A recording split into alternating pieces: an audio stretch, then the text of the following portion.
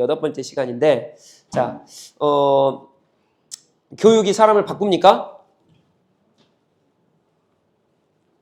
교육이 사람을 바꿉니까? 하나님의 교육은 사람을 바꿉니까?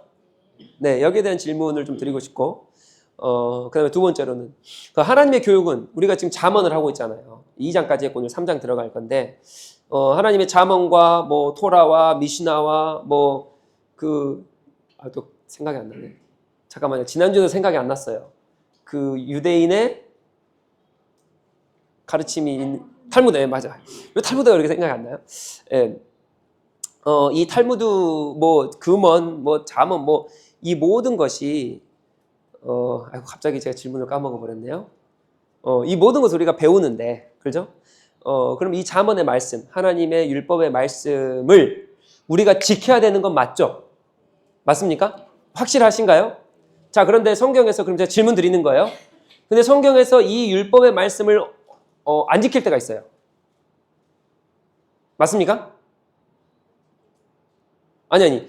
내 상황에 보면 나는 못 지키는 거고, 나는 못 지키는 거예요. 근데 성경에 보면 예수 그리스도도 다윗도 이 율법을 안 지킬 때가 있다고요. 못 지키는 게 아니라 안 지킬 때가 있어요. 자, 그러면 율법을 지켜야 맞습니까? 100% 다 지켜야 맞아요? 하나님의 말씀 지켜야 맞습니까? 맞죠? 맞는데 성경은 이 율법의 말씀을 못 지키는 게 아니라 안 지키는 예를 들어줘요. 근데 하나님께서 그거를 괜찮다 그래요. 이 또 관계가 어떤 관계인지 오늘 잠언을 통해 다 나옵니다. 오늘 다 할 거예요. 자, 그래서 또 제가 또 율법을 안 지켜도 된다고 했다고 그러면 안 되죠. 제가 그 말을 하는 게 아니잖아요.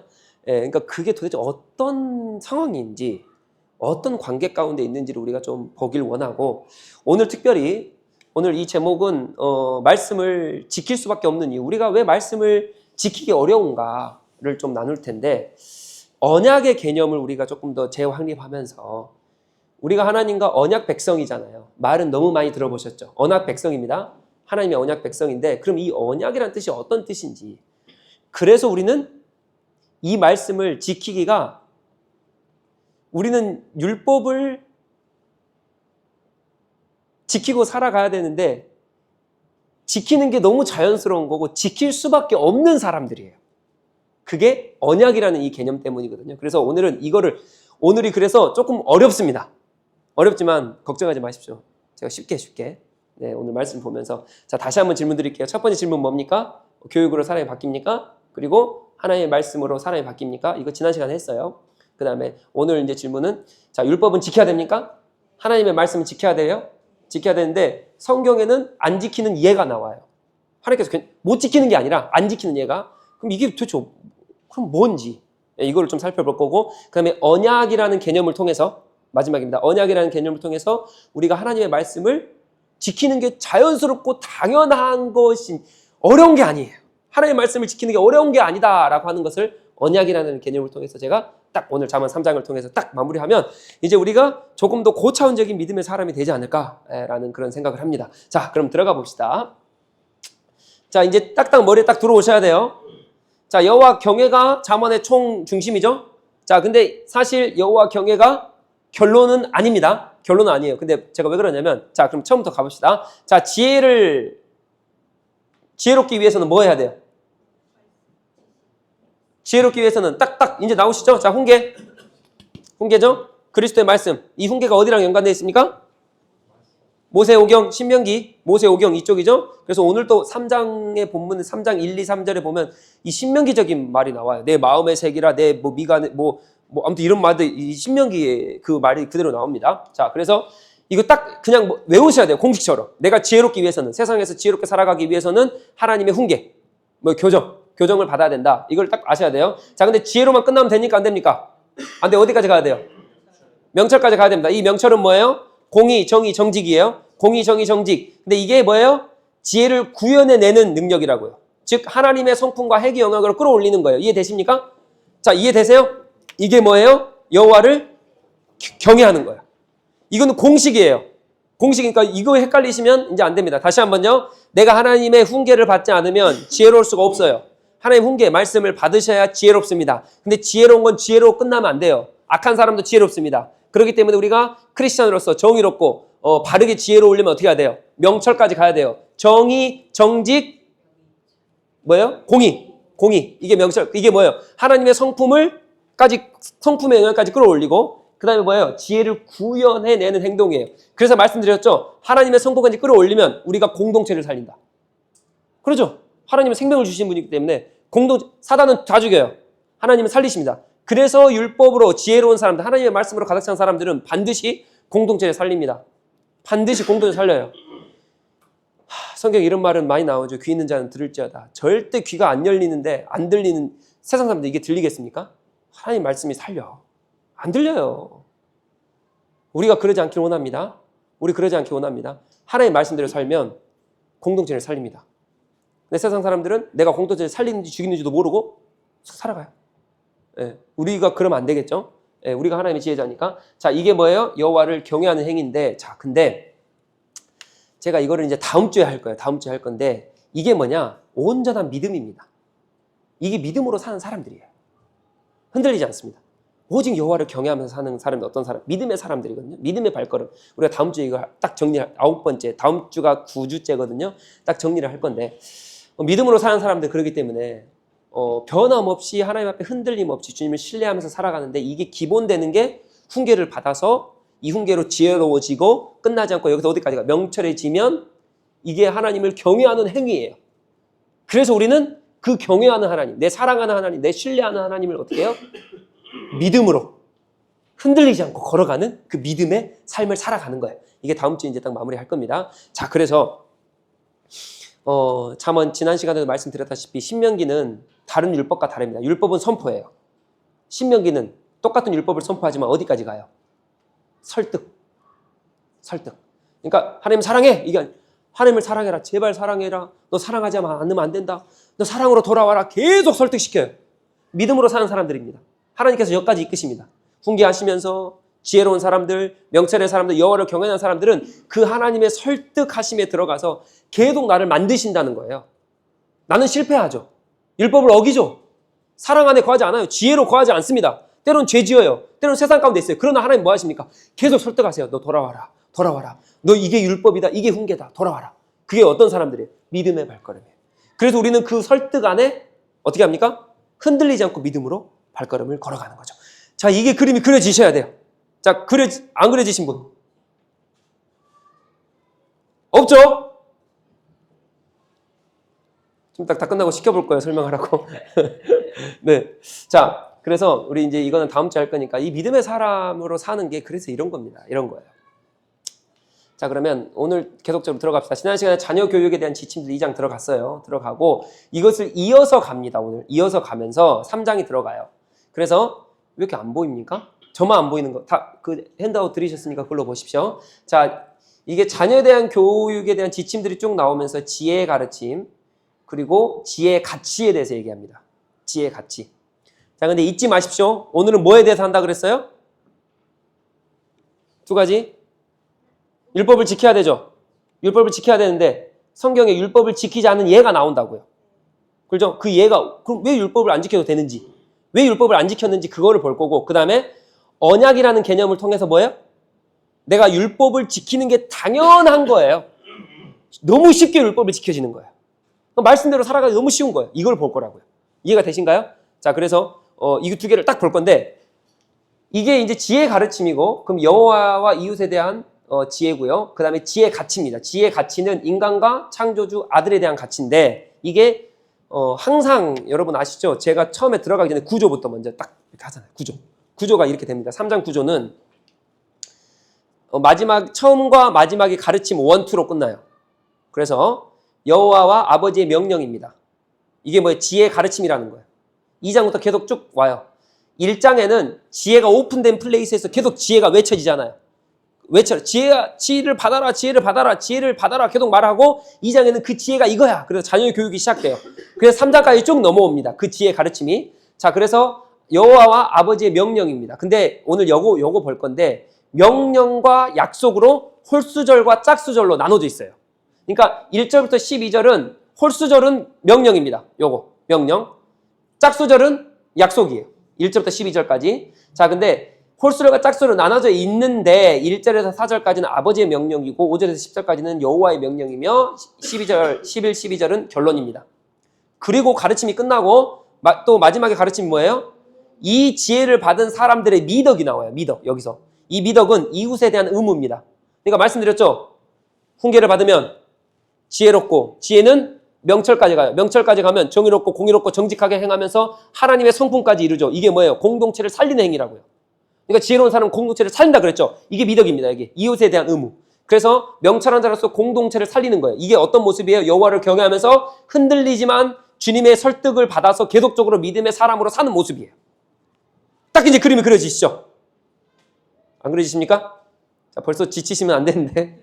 네. 자, 이제 이해가 되십니까? 자, 그래서 이제 가운데 이제 지혜의 가치가 있습니다. 인간에 대한 지혜의 가치, 창조주 여호와에 대한 지혜의 가치, 아들에 대한 지혜의 가치가 있는데 오늘은 이거 안 하고요. 1절부터 12절까지 보고 제가 아까 말씀드린 딱 두 가지 나눌 거예요. 언약에 대한 개념, 그리고 율법을 지켜야 되는데 율법을 지키지 않는 예가 나온다고 성경에. 그것을 쭉 나눠보면서 오늘 딱 이렇게 마무리해 보도록 하겠습니다. 자, 준비되셨죠? 자, 최대한 빨리 쉽게 가보도록 하겠습니다. 오늘 거 제대로 안 들으시면 다음 주 거 어려워요. 다음 주 거 딱 이해하셔야 되려면 오늘 제대로 들으셔야 됩니다. 자, 그럼 가봅시다. 자, 지혜 가르침인데 시작합니다. 자, 지혜 가르침. 여호와와 아버지의 명령 약속, 홀수 짝수로 나눈다 그랬죠. 이게 이렇게 나옵니다. 홀수 짝수 이렇게 나와요. 아버지 여호와 나오는데 홀수절은 나의 법과 명령을 지키라. 성경을 보시면 더 좋습니다. 1절에 나오고요. 그러면 명령을 지키면 어떻게 돼요?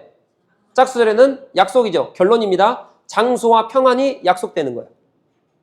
그죠? 그 다음에 변함없는 사랑을 놓치지 마라. 3절에 홀수절에 나오죠. 짝수절에 그러면 하나님과 사람에게 은혜를 입는다. 4절에 딱 나와요. 5절도 여호와를 신뢰하라. 그러면 평탄한 길이 약속됩니다. 여호와를 경외하라. 그러면 치유가 약속됩니다. 여호와를 공경하라. 번영이 약속됩니다. 그리고 마지막입니다. 징계를 가볍게 여기지 말라.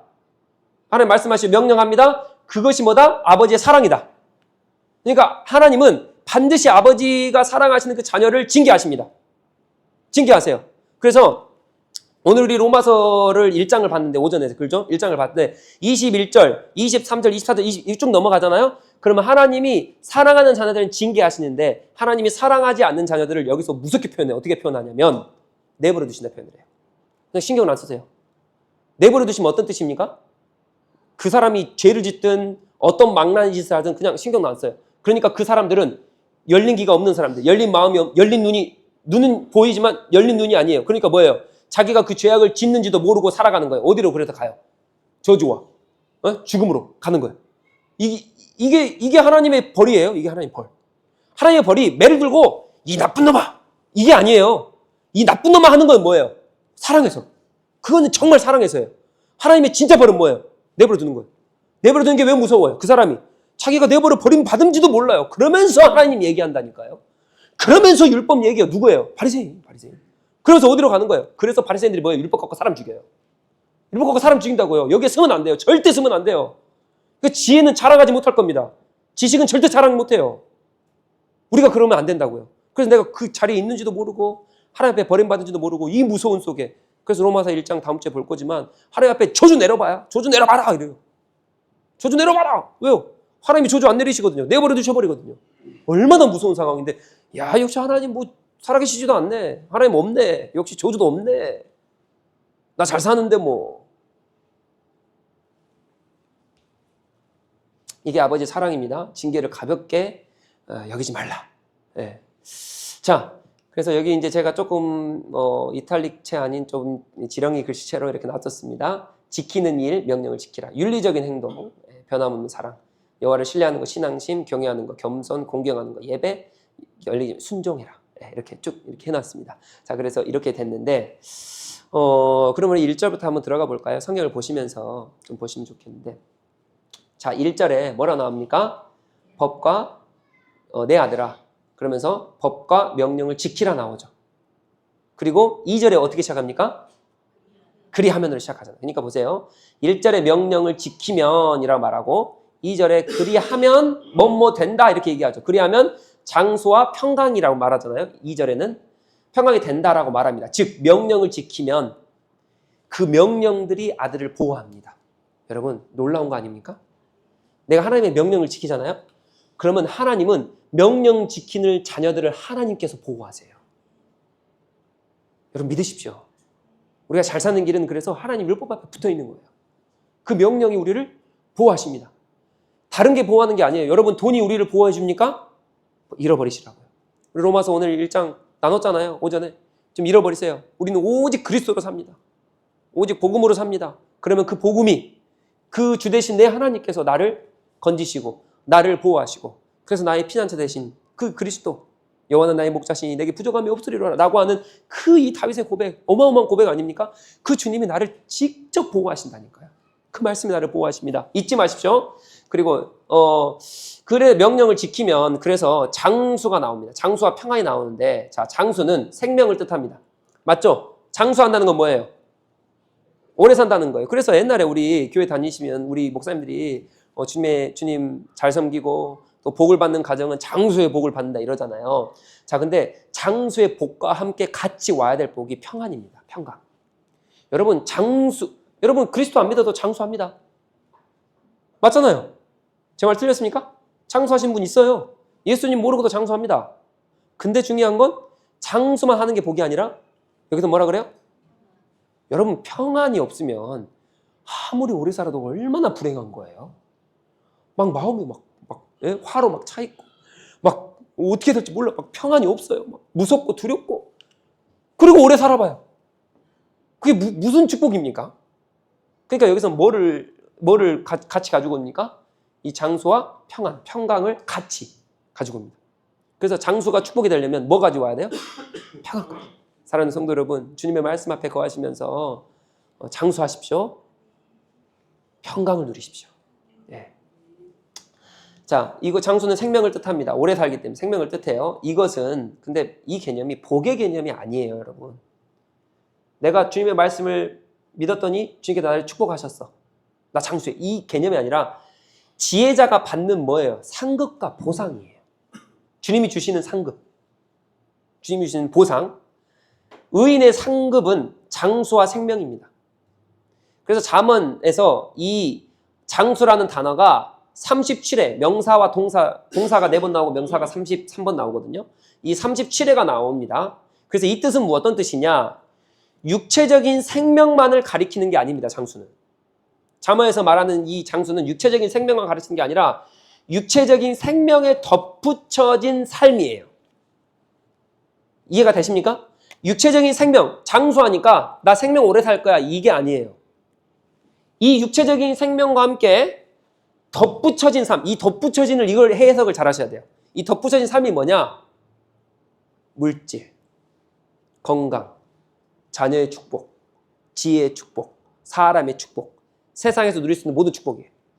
이해가 되십니까? 이해가 되세요? 그러니까 이게 장수의 축복입니다. 자, 그러면 하나님을 잘 섬기고 율법 안에 1절에 나의 법과 명령을 지키면 어떤 축복이 있어요? 어떤 보상이 있습니까? 하나님이 보상하신다니까요. 그게 뭐예요? 장수예요.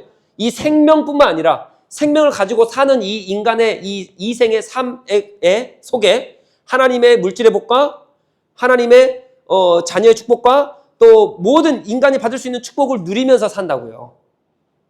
이해가 되시죠? 이게 잠언이 말하는 거예요, 지금. 자, 그런데 자, 여기까지 마침표 찍고 자, 다음 주에 할 거 제가 조금 보여드릴게요. 자, 그런데 이렇게 사는 사람이 많습니까? 아니죠? 아니잖아요. 그럼 이거 도대체 어떻게 해석해야 돼요? 다음 주에. 자, 맛보기. 자, 빠지시면 안 된다. 네. 자, 그래서 근데 여기서는 이걸 말하고 있으니까 여기로 마침표를 찍으셔야 돼요. 육체적인 생명에 덧붙여진 그 인간의 모든 것들. 이거는 영생의 삶을 얘기하지 않습니다. 여기서는 그게 아니에요. 물론 그거 들어가는데 여기서 더 집중해서 볼 것은 인간이 이 생에서 누릴 수 있는 모든 축복입니다. 자, 그리고 두 번째, 죽음에 의해 결코 손상되지 않는 보상이에요. 그게 뭡니까? 영생과 치유까지 보상돼요. 영생함과 치유까지. 그러니까 우리가 장수한다는 것은 영생과 치유가 같이 들어갑니다. 그 다음에 세 번째, 하나님과의 교제로 누리는 풍성한 삶이에요. 그러니까 뭐예요? 악인은 죽음이지만 지혜자는 뭐예요? 의인은 뭡니까? 영원한 주님과의 관계. 여러분, 인간은 관계 속에 살아갑니다. 관계 없으면 어떻게 살아갑니까? 못 살아가요. 근데 제가 말하는 건 여기서 하나님과 교제로 누리는 풍성한 삶이에요. 관계하면서 주님 앞에 사랑받고 또 내가 주님을 사랑한다 고백하고 이게 얼마나 행복한 거예요. 줄 때 행복할 수도 있죠. 그거 지금 그거 얘기하는 거예요. 그래서 이 장수는 이걸 얘기합니다. 이 풍성한 모든 삶. 자, 그래서 이게 왜 지금 이 생에 이렇게 딱 집착돼 있냐. 제가 말씀드렸잖아요. 장수는 이 생의 축복이다. 이렇게 말씀드린 이유가 뭐냐면 여기서 나와요. 보세요. 현 그리스도인들하고 달라요. 우리는 이미 죽고 부활하신 예수님을 이미 알아요. 이때는 압니까 모릅니까? 몰라요. 이게 디도서 1장에 나와요. 디도서 1장에 이 말이 나와요. 예수 그리스도의 부활 이전에는 부활의 희망이 확실하지 않아요. 예수 그리스도가 언제 오실지, 오셔서 뭘 하시고 어떻게 하실지, 그리고 부활하셔서 재림주로 오실지 이게 정확하지 않아요. 지금에서야 정확한 거예요. 지금 우리는 정확합니다. 근데 이때 잠언을 살아가는 이 사람들, 그렇죠? 솔로몬과 또 잠언과 이집트의 교훈은 주고받는 영원한 생명의 복보다는 이승에서 누리는 건강과 번영 그리고 사회적 영예에 초점을 맞추는 것이 확실합니다. 왜냐하면 예수 그리스도의 부활 이전의 사건이기 때문에. 그래서 이게 예수 그리스도의 부활이 도대체 뭔지 안 봤어요. 한 번도 안 봐봤어요. 그러니까 이들이 말하는 잠언에서 말하는 모든 복은 이생의 복이라고 보시면 돼요. 이해가 되시죠? 근데 플러스 물론 영생도 있고 하나님과 누리는 복이 있지만 그래서 여기서 장수의 복은 그런 복입니다. 자, 그래서 그러면 잠언의 말대로 합시다. 자, 우리가 하나님의 명령과 법도를 지키면 어떻게 된다? 장수한다. 평강을 누린다. 장수가 뭐예요? 세상에서 받는 복을? 그렇게 힘이 없으세요? 돈 싫으세요? 명예 싫으세요? 자녀 축복 싫으세요? 그거 우리는 이걸로 살아가는 사람이 아니지만 이걸 누린다는 거예요. 자, 여기까지 마침표 찍고 그럼 넘어가 봅시다. 자, 이게 2절의 말씀이었어요. 그리하면 이렇게 시작하죠. 자, 그럼 1절은 내 아들아 나의 법을 잃어버리지 말라. 잃어버리지 말라라는 말은 하나님의 법, 이게 지금 모세의 율법이죠. 신명기 하나님의 말씀이에요. 말씀의 법을 뭐 하지 말라? 잊어버리지 말라. 잊어버리지 말라라는 말은 하나님을 잊는다는 것은 그의 벽과 명령을 잊는다는 것. 하나님을 무시해버리는 행위예요. 하나님 내 삶에 없어. 그래서 사사기에서 하나님, 여기 나오잖아요. 하나님을 망각한 이스라엘에게 하나님은 그들을 잊어버리십니다. 하나님도 잊어버리세요. 하나님도 잊어버리세요. 그래서 뭐예요? 심판이 임한 거예요. 이스라엘이 그래서 심판이 임한 겁니다. 죄를 지어서 그 죄가 뭐냐면 하나님을 잃어버리는 행위예요. 하나님의 율법을 저버리는 행위예요. 그러니까 하나님 내 삶에 필요 없어. 하나님은 무엇을 원하시냐? 인격적인 관계를 원하세요. 조금 더 나눌 거예요. 그래서 우리가 인격적인 관계를 할 때 그게 풍성하다니까요. 여러분 보세요. 제가 인격적인 말 어떤 뜻인지 아시죠? 제가 인격적이지 않으면 강명희 집사님한테 막대하겠죠. 정우 집사님한테 막대하겠죠. 인사도 안 하고 쳐다보지도 않겠죠. 그럼 뭐라 그랬어요? 아, 저 목사 진짜 인격적이잖아. 어떻게 목사가 저래? 무슨 말인지 아시죠? 인격 무슨 말인지 아시잖아요. 그러니까 그걸 하나님 잃어버리는 거예요. 하나님 무시하는 거예요. 나 하나님하고 인격적인 관계 안 해. 근데 하나님 어떤 분이세요? 인격적인 분이시잖아요. 근데 그 하나님 인격적인 이신 분한테 인격적인 관계를 안 한다고 하나님 버려버려. 하나님 관계 안 해. 하나님 잊어버려. 무시해버려. 그러니까 어떻게 해요? 하나님도 나도 너를 버려. 나도 너를 인격적으로 대하지 않을 거야. 그래서 이스라엘 백성 어떻게 합니까? 계속 설득시키세요. 제발 돌아와라. 선지자를 얼마나 많이 보내십니까? 사사들을 얼마나 많이 보내세요. 계속 돌아와라. 근데 결국엔 어떻게 합니까? 계속 무시해요. 인격적으로 대하지 않아요. 그러니까 하나님도 팔아버리시죠. 근데 거기로 끝나지 않으시죠? 네. 자, 근데 아무튼 잃어버리라는 말이 이런 겁니다. 하나님 망각해버리고 하나님을 내 삶에서 없애버리는 거예요. 내 주인이 난 거예요. 내 주인이 다른 거예요. 우리가 이런 위치에 있습니까? 돌아오십시오. 내 주인의 자리에서 돈의 주인의 자리에서 돌아오세요. 이게 먼저가 돼야 장수라니까요. 하나님의 먼저가 돼야 장수예요. 근데 우리는 돈을 위해 하나님을 믿는 게 이게 주와 객이 바뀌어버렸다니까요. 이해가 되시죠? 우리가 축복받는 비결은 100% 그냥 하나님만 의지하는 거예요. 그분은 인격적으로 모셔드리는 거예요. 그분은 인격적으로 대하시는 거예요. 돈을 위해서, 자녀의 축복을 위해서, 내 직장의 어떤 번역을 위해서 하나님을 이용하는 행위는 아니라고요. 그거는 인격적인 게 아니에요.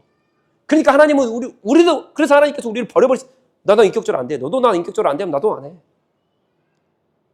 이렇게 하나님을 잃어버리지 않는 자들을 하나님의 장수의 복으로, 평강의 복으로 축복하십니다. 반드시 기억하십시오. 자, 그런데 마음은요. 우리 지난 시간에 마음 했죠. 제가 책까지 펴서가지고 읽어드렸어요. 그렇죠? 마음은 세 가지입니다. 뭡니까? 첫 번째? 그렇죠? 네. 자, 내 아들아, 나의 법을 잊어버리지 말라. 잊어버리지 않고 내 마음으로 나의 명령을 지키라. 명령을 뭐로 지켜야 돼요? 마음으로 지키면 장수와 평강을. 그렇죠? 이 마음이 뭐냐고요, 그러면. 지난 시간에 했습니다. 첫 번째, 마음은 유대인들의 레바브라고 하는 마음 세 가지입니다. 첫 번째, 생각. 그렇죠? 두 번째, 감정. 이제 심리 상태. 그렇죠? 이 심리도 다 다스리는 게 이 마음이에요. 생각도 다스리는 게 지성. 이거 다스리는 게 마음이에요. 세 번째 뭐예요? 뭐예요? 네? 맞습니다. 예. 네. 이제 그거예요. 그러니까 무슨 말이냐? 내 아들아, 나의 법을 잃어버리지 말고 내 마음으로 나의 명령을 지키라는 것은 명령을 지키는 것을 나의 신체와 그러니까 생각, 또 감정, 나의 영적인 모든 상태를 다 들여서 그거를 지키라는 거예요. 그러니까 이 말은 무슨 말이냐? 다시 한번 정리할게요. 그분은 인격적이셔서 그래요. 인격적이셔서 그래요. 잃어버리지 말라. 인격적이셔서. 여러분 보세요. 우리가 그러잖아요. 제가 또 말씀드릴게요. 육체적으로는 할 수 있어요. 그죠? 근데 마음 딴 데가 있어요. 됩니까? 그게 인격적이지 않은 건 인격적인 관계는 어떤 관계입니까? 최선을 다하는 거. 말은 사랑한대요. 마음은 저기 가 있어요. 그럼 에이 뭐야? 나를 존중하는 거야? 나를 인격적으로 대하는 거야? 이해되시죠? 그거. 그러니까 이 마음으로 대한다는 건 그분을 인격적으로 대한다는 거예요. 나의 전심을 다한다는 거. 정말 나의 최고의 것으로, 최선의 것으로. 나의 생각과 신체와 또 감정과 또 나의 영의 모든 것을, 영적인 모든 것을 들여서 주님 앞에 뭐예요? 그냥 붙어 있는 거예요. 이게 뭐예요? 그게 마음입니다. 그게 마음. 그럴 때의 장수와 평안입니다. 자, 3절입니다. 잠시만요. 자, 그래서 이거 내가 놓쳤는데 굉장히 중요한 말입니다. 자, 이것은 마음의 내면화를 시켜서 나의 감정, 육체, 영적인 모든 것으로 하나님의 법과 명령을 지키라는 것이다. 여기 다 같이 읽어볼까요? 어떠한 율법적인 행위를 뛰어넘는 행위다. 율법은 뭐예요? 신체로 행동만 하는 거예요. 지키는 거. 내가 마음을 다한다는 건 신체 행동을 뛰어넘는 행위잖아요. 그러니까 이 개념을 딱 확실히 갖고 계셔야 돼요. 내가 율법을 지키는 건 여러분 행위로 가능합니다. 맞잖아요. 율법 지키는 행위로 가능해요. 근데 하나님께서 뭘 원하세요? 예수 그리스도께서 뭘 원하세요? 하나님 사랑하고 이웃 사랑해라. 행위를 뛰어넘는 율법의 어떠한 뛰어넘는 행위를 보여주시는 거예요. 그러니까 이게 뭐예요? 그래서 감정과 영적인 게 다 들어가는 행위예요. 마음이라는 건. 이해가 되시는 거죠? 율법은 행위적인 부분이라고요. 행위적인 부분. 근데 마음은 뭐예요? 행위적인 부분을 뛰어넘어 있어요. 이 개념을 확실히 갖고 계셔야 돼요. 그래서 우리는 내 육체로 율법을 지켜가지만 나는 그분을 인격적으로 대하기 때문에 율법을 뛰어넘어서 주님을 살아가는 거예요. 그분께서 그렇게 명령하시잖아요. 그러니까 율법은 죄송해요. 최고의 가르침입니다. 근데 믿음의 사람한테는 율법이 가장 밑에 단계예요. 율법을 지키는 건 그건 가장 밑에 단계예요. 율법으로 예수 그리스도 앞에 가거든요. 율법 가장 밑에. 이 율법을 아는 사람들은 그래서 그 앞에 그 다음에 나오는 모든 사랑, 섬김, 봉사, 뭐 성령의 가장 열매들 막 그래서 나오는 거예요. 이것은 율법이 아닙니다. 이거는 행함으로 가는 게 아니에요. 율법을 뛰어넘어 있는 겁니다. 자, 지금 조금 희미하실 거예요. 좀 이따 다시 설명드릴게요. 자, 갑시다.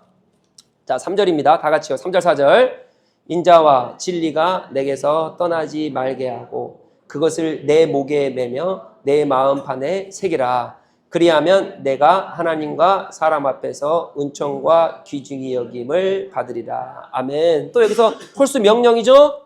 그 다음에 결과 약속이죠. 자, 그러면 인자와 진리가 무엇이냐? 인자와 진리는 영적이고 내적인 본능에 따라 자발적으로 약한 사람을 돕는 것을 의미합니다. 인자와 진리는 뭐예요? 약한 사람을 돕는 것을 의미합니다. 따라서 인자와 진리는 뭐라 그럽니까? 뭐라 그래요? 미덕이라고 합니다. 자, 이 미덕은 매 순간의 선택과 행동에 영향을 끼칩니다. 약한 사람을 돕기 위한 그 행동에 영향을 끼쳐요. 그러니까 이걸 다시 한번 이해하면 윤리적 행동을 뛰어넘는 게 뭐예요? 미덕이에요. 그게 인자와 진리입니다. 그러니까 우리는 율법을 뛰어넘어서 있는 사람들이라고요. 행동을 뛰어서 넘어서 있는 사람들이에요. 이해가 되시죠? 이걸 제가 왜 계속 강조하겠어요? 조금 이따 나눌 거예요. 그러니까 우리는 율법은 가장 첫 단계예요. 주님의 율법을 주야로 묵상하고 그 율법이 뭔지 알고, 근데 이거를 딱 밟고 일어나면 하나님께서 행동을 뛰어넘으라고 말씀하십니다. 그 행동을 뛰어넘기 때문에 그리스도가 율법을 어겨요. 율법을 어기는 예가 나오잖아요. 오늘 두 가지 푼다 했어요. 첫 번째, 율법을 다 지켜야 됩니다. 하나님 말씀 지켜야 돼요. 근데 그 율법을 어기는 행위가 성경에 나온다니까. 율법을 뛰어넘어서 있는 존재들이 우리기 때문에 율법을 어겨요. 좀 이따 또 자세히 볼 거예요. 자, 그렇기 때문에 다시 한번요. 인자와 진리는 약한 사람이 아니에요. 약한 사람을 돕는 겁니다. 따라서 미덕이라 합니다. 이 미덕은 선택과 행동에 영향을 끼쳐요. 선택하는 거, 행동하는 거. 사람을 돕는 그 행동에 영향을 끼치는 게 미덕이에요. 이게 인자와 진리예요. 한마디로 말해서 행동에 영향을 끼치는 게 미덕이라고요. 그러니까 우리는 행동과 어떤 행동 강령을 뛰어넘어 있는 게 누구예요? 우리. 이해가 되시죠? 그게 믿음으로 사는 사람 우리라고요. 그게 지혜자라고요. 그게 여호와를 경외하는 사람이라고요. 자, 이해가 되신가요? 자, 또 어렵나요? 어려워요? 자, 4절 계속 갑니다. 그리하면 내가 하나님과 사람 앞에서 은총과 귀중히 여김을 받으리라. 이거는 뭐 말한 대로 그대로입니다. 은총, 귀중히 여김을 받으리라. 약속해 주신 거예요. 자, 그래서 한번 정리하고 넘어갈게요. 이제 한 슬라이드 하나만 더 하면 끝납니다. 기쁘시죠? 자, 우리가 율법을 지켜 살아갑니다. 제가 첫 번째 질문 드렸죠? 근데 성경에는 율법을 다 지켜야 된다고 말했어요. 근데 성경은 율법을 어기는 행위가 나와요. 예수 그리스도 어기거든요. 제가 알려드릴까요? 안식일에 병자를 고치면 됩니까? 안 됩니까? 그런 율법을 다 어기는 행위들. 또 손 마른 자도 낫게 하시고, 다윗도 뭐예요? 성전에 들어가서 율법을 어겨버려요. 밀밭 사이로 지나가시다가 밀고 따먹어버려요. 예수 그리스도의 사복음서에 다 나오죠? 율법을 어겨버리는 행위가 나오고, 하나님 말씀을 지키는데, 예수 그리스도가 하나님 말씀이 율법이 귀중하지 않기 때문에 어긴 겁니까? 뛰어넘어 있는 거라고요. 뛰어넘어 있는 게 뭐냐고요, 그게. 그러니까 제가 율법을 어기라, 자, 성경에도 율법 어깁니다. 여러분들 이제 자유하십시오. 다 어겨도 됩니다. 그 말이 아니잖아요. 율법이 얼마나 소중해요. 당연하죠. 근데 이것을 뛰어넘는 행위가 있다니까요, 우리 가운데. 뛰어넘는 그 무언가가 있는 거예요. 그게 뭐냐고요. 그거 볼 거예요. 자, 5절. 갑니다. 시작. 너는 마음을 다하여 여호와를 신뢰하고 내 명철을 의지하지 말라. 너는 범사에 그를 인정하라. 그리하면 내 길을 지도하시리라. 아멘. 저기 명령이에요. 약속입니다. 근데 여기서 조금만 더 봅시다. 6절 여기까지 명령이에요. 범사에 그를 인정하라까지 명령입니다. 그리고 이제 그리하면 내 길을 지도하시래. 자, 이게 무슨 뜻이냐면 여기서 이제 문제가 다 풀립니다. 여기서 이제 언약에 대한 개념이 여기서 나오고, 자, 봅시다. 자, 신뢰. 여기서 너는 마음을 다하고, 이게 마음 알죠? 이 마음을 다하여 여호와를 신뢰하고 내 명철을 의지하지 마. 그러니까 명철을 의지하는 것은 신뢰하지 않는 거죠. 그렇죠? 내 명철을 의지하는 것은 여호와를 신뢰하지 않는 겁니다. 그럼 이 신뢰한다는 의미가 어떤 뜻이냐? 자, 신뢰 또는 의지한다는 건데, 우리의 삶의 효과나 도우심, 그리고 역사하심은 중요한 말입니다. 오직 그분을 신뢰할 때에 일어납니다. 하나님의 역사하심과 하나님의 어떤 효과적인 일, 도우시는 일은 주님을 신뢰할 때에 일어나요. 맞습니까? 자, 맞죠? 자, 근데 이 신뢰의 의미가 뭐냐? 첫 번째예요. 이 신뢰는 첫 번째, 악한 자가 번성하고 신실한 사람이 고난을 겪는 모순된 형편에서도 신뢰하는 것이 신뢰예요. 이해가 되십니까? 욥. 내가 의인인데, 나 분명히 하나님 말씀 다 지켰는데, 분명히 깨끗하게 살았는데 어떻게 하나님 나에게 이러실 수가 있어요? 그럴 때도 신뢰하는 거예요. 그게 신뢰입니다. 그럴 때 흔들리면 뭐예요? 그거는 신뢰하지 않는 겁니다. 이해가 되시죠? 그러니까 악한 자가 번성하고 잘 돼요. 세상은 그러죠. 세상은 이상하게 흘러가요. 악한 자가 그렇게 잘 됩니다. 그럴 때도 하나님 신실하시다고 주님만 신뢰하는 게 신뢰예요.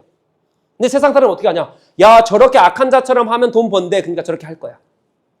세상 의지하는 거, 신뢰하는 거. 이렇게 되면 끝나는 거예요. 그거 하나님 신뢰하는 게 아닙니다.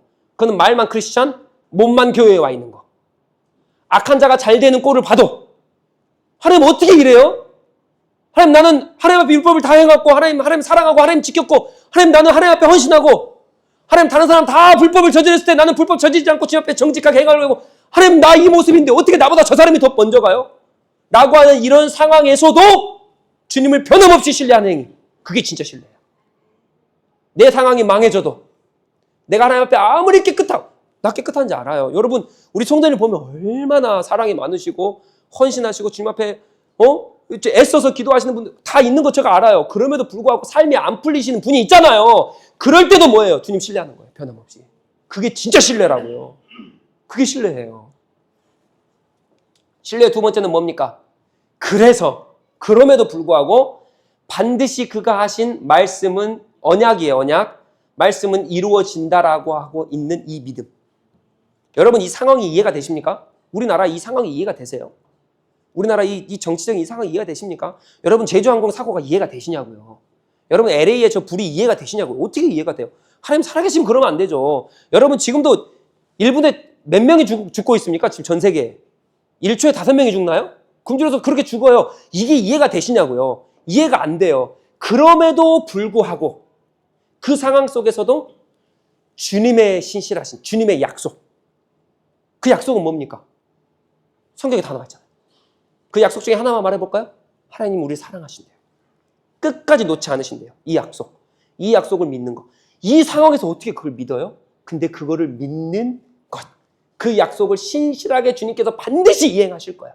지금 이해가 안 가요. 사고로 사람이 죽어간다니까 이해가 안 가요. 그럼에도 불구하고 하나님 우리를 끝까지 사랑하시고 반드시 이걸 통해 하나님의 사랑을 나타내 보이실 거야.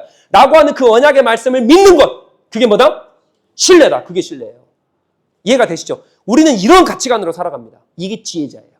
이게 지혜자. 자, 그럼 계속 가볼까요? 자, 마음. 자, 여기서 마음을 다하여 여호와를 신뢰하라는 건데 마음. 신뢰하는 것은 행위예요. 그죠? 이거 신뢰하는 거 뭡니까? 행위예요. 내가 주님을 신뢰합니다.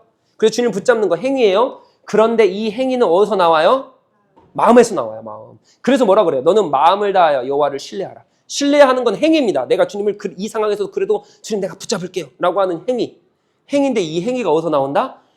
마음에서 나와요. 그러니까 보세요. 내가 지난주에 말씀드렸죠. 따라서 신뢰하는 데 있어. 마음은 필수적인 것인데 다른 이유가 있어서 하나님을 신뢰하지 않는 것은 그러니까 마음이 없어서 하나님을 신뢰하지 않는 거지 어떤 다른 이유 때문에 하나님을 신뢰하지 않는 게 아니라고요.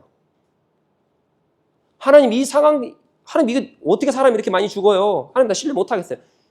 이 상황 때문에 하나님을 신뢰하지 못하는 게 아니라 이 상황임에도 불구하고 내가 마음이 있잖아요. 이 마음이 뭡니까? 육체적, 영적인 거, 모든 감정적인 거, 이 모든 게 마음이라고 했잖아요. 이걸로 이 마음이 이게 없기 때문에 주님을 신뢰하지 않는 거예요. 딱 그려지시나요, 이제? 딱 잡혀지시죠, 이제? 자, 그러면 6절만 하면 이제 됩니다. 자, 6절 가봅시다. 자, 너는 범사에 그를 인정하라. 그리하면 내 길을 지도하시리라. 여기서 인정하라. 여기까지 명령이죠. 인정하라. 자, 이 마음이 행위라 그랬잖아요. 행위, 율법. 근데 우리는 율법의 행위에서 더 고차원적인 걸 지금 얘기하고자 합니다, 지금. 왜냐면 하나님은 예수 그리스도는 율법을 어겼다니까요. 말씀을 안 지키신 적이 있었어요. 그러니까 이 행위를 뛰어넘는 우리가 그거를 지금 얘기하고 있는 거예요. 자, 그러면 너는 범사에 그를 인정하라. 인정하라라고 하는 원래적으로는 이 어근이 뭐냐? 다예후인데 다예후의 어근이 야다입니다. 야다. 그의 현존을 체험하라예요. 체험하라. 그러니까 그를 인정하라. 범사에 그를 인정하라는 것은 무엇입니까? 범사에 그를 체험하는 거예요. 여러분 그럼 체험하라라고 하는 그 딱 단어에서 육체만 체험합니까? 마음이 또 들어가겠죠? 나의 감정, 나의 모든 영역이 다 주님을 체험하는 거예요. 이게 야다예요. 이게 인정하는 겁니다. 자, 즉 그를 알아, 그를 고백하는 것인데 이거를 고백하며 그를 안다는 거예요. 안다는 게 무엇이냐? 그래서 인격적인 지식입니다. 아까 말씀드렸죠? 인격적인 지식, 어떤 인격적인 존재와의 친밀한 경험을 이야기합니다. 한마디로 말해서 제가 말씀드렸잖아요. 인격적인 거. 그 무슨 말인지 아시잖아요. 마음만, 육체만 있고 마음이 없으면 인격적인 겁니까? 아니잖아요. 무슨 말인지 이해 가시죠? 그러니까 인격적인 그 관계, 정말 마음으로, 감정으로, 내 영으로, 내 육체로 다 할 때 그게 진짜 인격적인 관계예요. 그 인격적인 관계를 얘기하는 겁니다. 그리고 그럼 이건 당연히 보여지는 율법. 율법은 뭐예요? 행위예요. 마음의 한 부분, 신체라고 해요. 신체. 그거를 뛰어넘는 거겠죠? 이해가 되시죠? 이해가 되신가요? 오늘 이거 이해하셔야 됩니다. 다시 한번요. 율법은 행위라고 행위. 행위로 율법을 지켜요. 근데 이 행위는 마음의 세 가지 중에 하나라고요. 이해되시죠? 그러니까 여기서 마음은 뭐예요? 마음이 없다는 것은 다 없다는, 그러니까 인격적이라는 건 뭐예요? 마음이라니까요. 마음. 이 세 가지가 다 있는 거예요. 다 있는 거. 그러니까 무슨 말이냐? 마음으로 주님을 신뢰한다는 말이 무엇입니까? 율법을 뛰어넘어 있는 거라고요. 이제 이게 딱 잡히시죠? 수학 공식적으로. 잡히시죠? 그 상황으로 보셔야 돼요. 자, 그래서 인격적으로 주님을 친밀하게 경험하고 주님과 관계하는 거예요. 이게 뭐예요? 인정하는 거예요. 야다. 그 예후. 두 번째, 실제적이고 종교적 윤리 관계를 얘기합니다. 실제적이고 종교적인 여러분 윤리적인 것만 되면 뭐만 있는 거예요? 행동. 근데 우리는 이걸 뛰어넘어 있죠. 뭐가 있어요? 내 마음. 이 세 가지 다 있잖아요. 이해되시죠? 그러니까 그래서 종교적, 윤리적 다 들어가는 거예요. 자, 그리고 세 번째, 어떠한 교리적인 내용과 율법들보다 인간이 하나님을 경험하는 거예요. 이게 핵심입니다. 자, 주님을 인정하는 것이 뭐라고요? 다예우라고요. 야다라고요. 이 뜻은 뭐냐? 하나님을 안다는 건 인격적으로 대한다는 건데 이게 무슨 뜻이냐면 어떠한 교리적인 내용과 율법들보다 인간이 하나님을 경험하는 거예요. 율법을 뛰어넘어 있다니까요. 첫 단계예요, 율법. 하나님의 말씀을 주야로 묵상하는 건 첫 단계. 가장 이거 그렇다고 해서 이게 소중하지 않다는 거 아니잖아요. 엄청 소중하죠. 율법을 주야로 묵상하는 건 소중하죠. 우린 여기서 멈추면 안 된다고요. 지혜자들은 여기서 멈추면 안 됩니다. 명철한 자들은 여기서 멈추는 게 아니에요. 하나님 경외하는 사람들은 이걸 뛰어넘어 있어요. 율법은 행위에 끝나요. 바리새인이라고요. 지킬 수 있어요. 누구라도 할 수 있어요. 어떻게든 할 수 있어요. 이걸 뛰어넘어 있는 사람이 누구냐고요. 그걸 보여주시는 거예요. 그래서 밀밭 사이로 가시다가 율법을 어긴다니까요. 다윗도 율법을 어긴다니까요. 여러분, 다윗이 율법을 어길 때 제사장에 먹어야 될 음식을 지가 먹어요. 지가 제사장입니까? 근데 제사장이 그럼 그걸 알까요? 모를까요? 다윗이 먹으면 안 되는지 알까요? 모를까요? 당연히 알죠, 제사장이. 왜 제사장이 율법을 지킨 사람인데, 율법을 행하는 사람인데. 그럼 제사장도 다윗이 먹으러 할 때, 야, 먹으면 안 돼! 먹으면 안 돼! 야, 이거 율법, 행위, 이거 해야 돼! 근데 제사장이 왜 허락해요? 왜 다윗이 왜 먹습니까?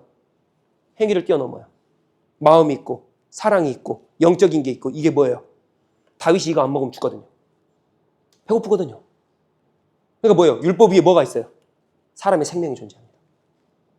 사람의 생명이 존재해요. 그리스도께서 그러잖아요. 안식일이 사람을 위해 있습니까? 그렇죠? 맞죠? 사람이 안식일을 위해 있는 거 아니잖아요. 근데 왜 안식일을 자꾸 사람을 위해, 이게 주가 계획이 바뀐다고요. 그러니까 거기서 하나님께서 보여주시는 거예요. 너가 뭐가 중요한지 봐라. 율법을 백날 지켜봐도 마음이 없으면 하나님을 진짜 경외하지 않고 정말 지혜자가 아니고 명철한 자가 아니면 잠언에서 말하는 그 사람이 아니면 너 그거 구원이 아니야. 근데 우리는 율법만 강조한다고. 율법만. 행위만. 그게 뭐예요? 하나님을 인격적으로 대하지 않는 행위라고요. 하나님을 인격적으로 대하지 않는 행위. 행위만 하는데 무슨 인격적인 거예요. 그러면서 나는 신앙인이고 그러면서 나는 잘 믿고 그러면서 나는 하나님 따라간다 그러고 이게 신앙이냐고 이게. 우리는 이걸 뛰어넘어 있는 존재들이에요.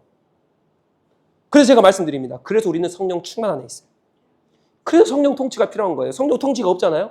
그럼 바리새인하고 똑같아요. 율법 이거 지키고 이거는 며칠날 지켜야 되고 며칠날 지키지 말아야 되고 금식은 몇 번 해야 되고 이게 중요하지 않다는 말이 아니잖아요. 제가 성령이 없는데 무엇을 하냐고요. 무엇을. 사랑하는 성도 여러분, 이제 다 그림이 그려지시죠. 그래서 이런 관점으로 율법은 무조건 첫 번째 질문이었죠. 율법은 무조건 지켜야 됩니다. 그러나 어기는 경우가 나타나요. 그게 이런 경우예요. 우리 이걸 뛰어넘어 있습니다. 근데 어떻게 그러면 이 경우를 다 이해하고 판단합니까?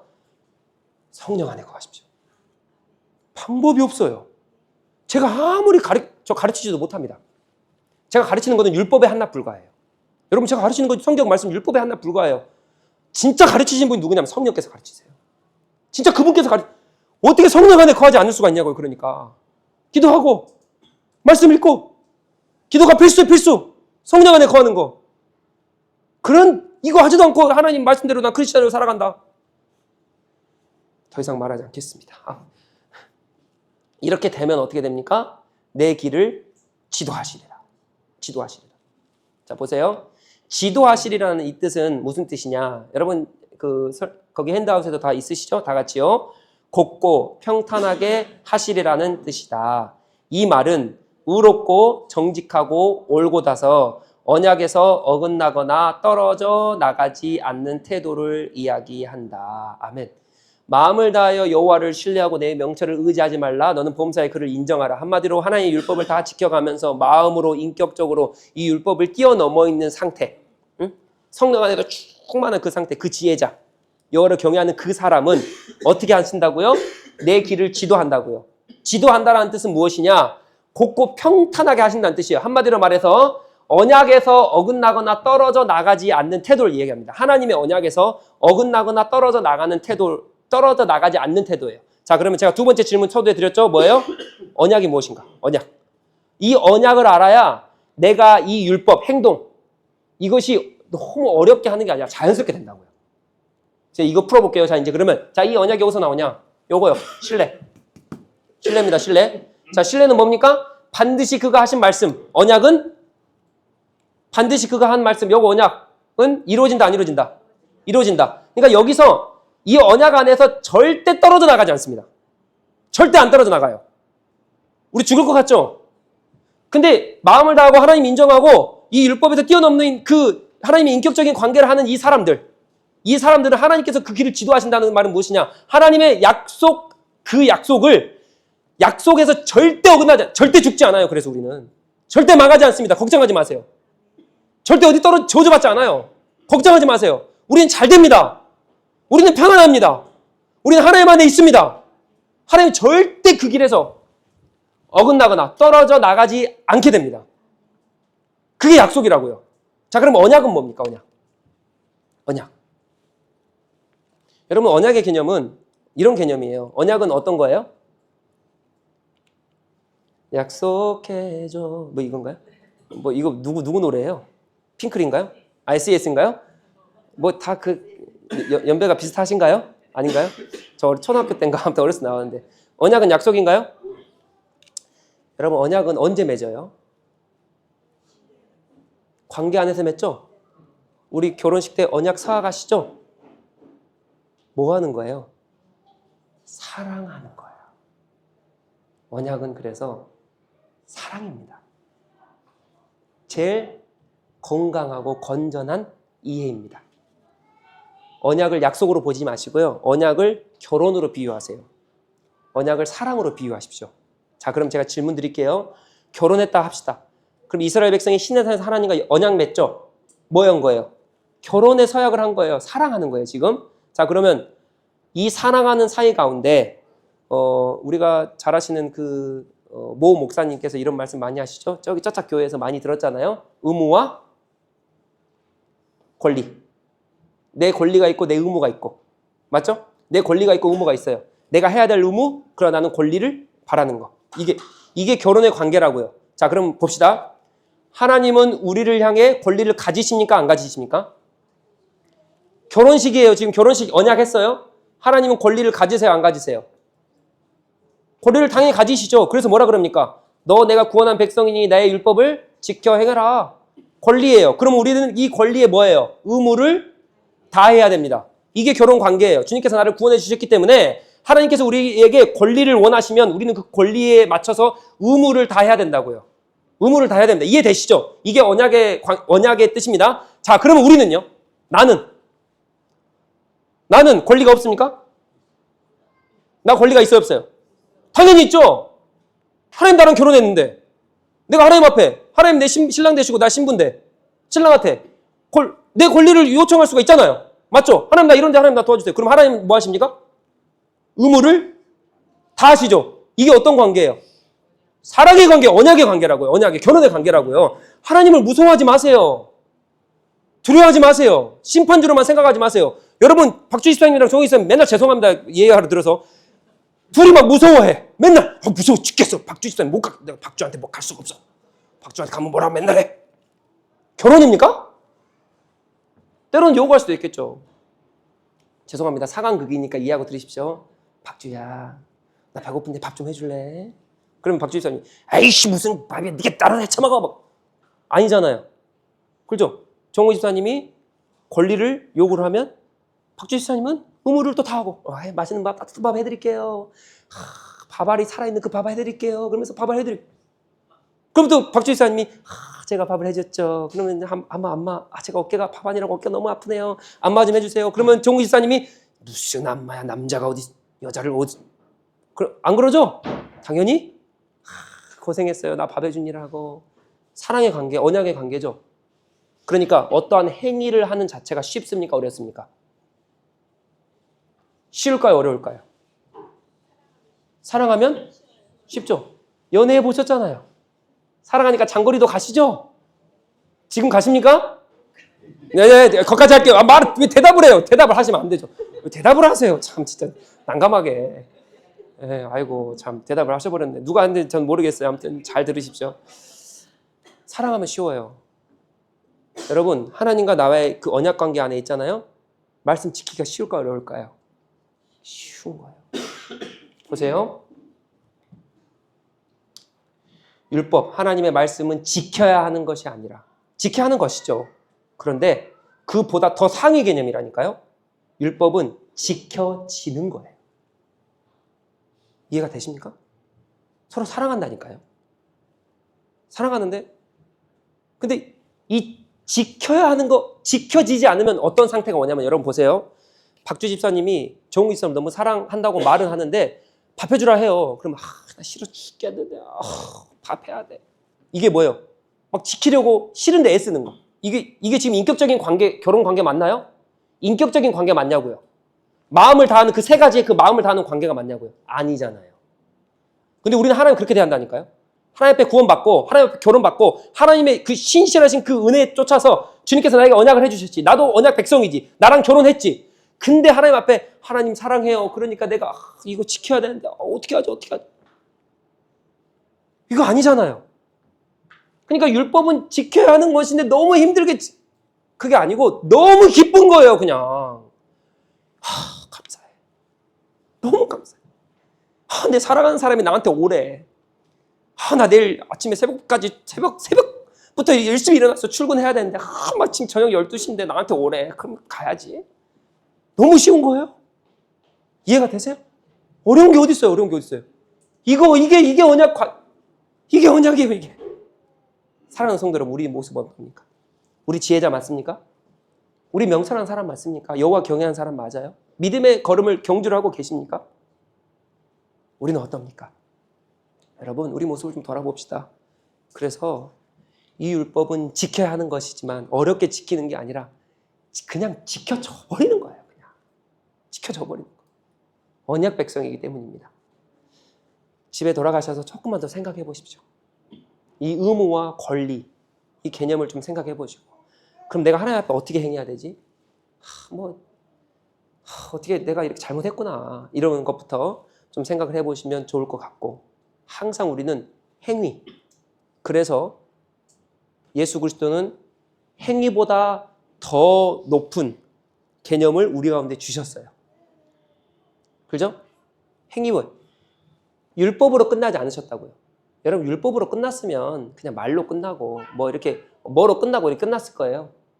근데 율법으로 끝나지 않고 생명까지도 던져버리시잖아요. 행위와 율법을 뛰어넘어 존재하신다니까요.